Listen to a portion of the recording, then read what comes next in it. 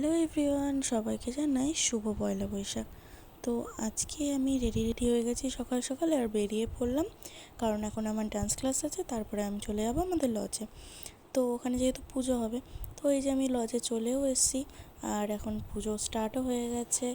তো এখানে পুজোটাও শুরু হয়ে গেছে, আমরা এখন বসে বসে পুজো দেখছিলাম। তো তারপরে এখানে যজ্ঞ হওয়ার জন্য প্রস্তুতি চলছিল, ঠাকুরমশাই আগুন ধরিয়ে দিল কাঠে।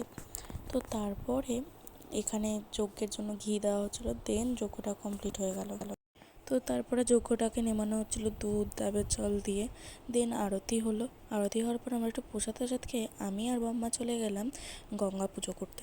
তো ওখানে বাম্মা গঙ্গা পুজো করে নিচ্ছিল। দেন আমাদের একটা বনগাঁয় গ্র্যান্ড হোটেল ওপেনিং ছিল, তো সেখানে আমরা নিমন্ত্রিত ছিলাম। তো সেখানে আমরা যাই প্রসাদ খেতে, এটা ছিল সেই হোটেলটা, এটা ছিল 4th ফ্লোর।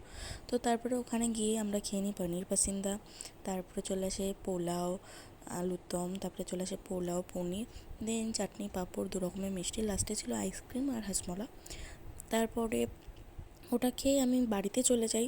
দেন বাড়িতে যাওয়ার পরে আমি আবার রাত্রিবেলা সুন্দর করে রেডি হয়ে নিই আর বেরিয়ে পড়ি, কারণ এখন যাব হালখাতা করতে। ছোটোবেলায় না এই হালখাতা করা দারুণ মজা লাগতো সবার সাথে সাথে, আর এখনও না সেই এক্সাইটিংটা থাকে। তো আমার সাথে আমার দিদিও বেরিয়ে পড়েছিল, কারণ দিদিদেরকে নিয়ে আমরা সবাই একসাথে যাচ্ছিলাম হালখাতাগুলো করতে, আর দারুণ এনজয় হচ্ছিলো। আর এখান থেকে আমরা একটুখানি লস্যি খেয়ে নিলাম, আর এই শয়তান ছেলেটাও কিন্তু চলে এসেছে। দেন আমি আর একটা দোকানে হালখাতা করতে অনেক দোকানে যাই, তারপরে রেস্টুরেন্টে গিয়ে একটু চাউমিন খেয়ে হালখাতাগুলো তোমাদেরকে পুরো দেখিয়ে দিলাম। ভিডিওটা ভালো লাগলে অবশ্যই লাইক করে দিও।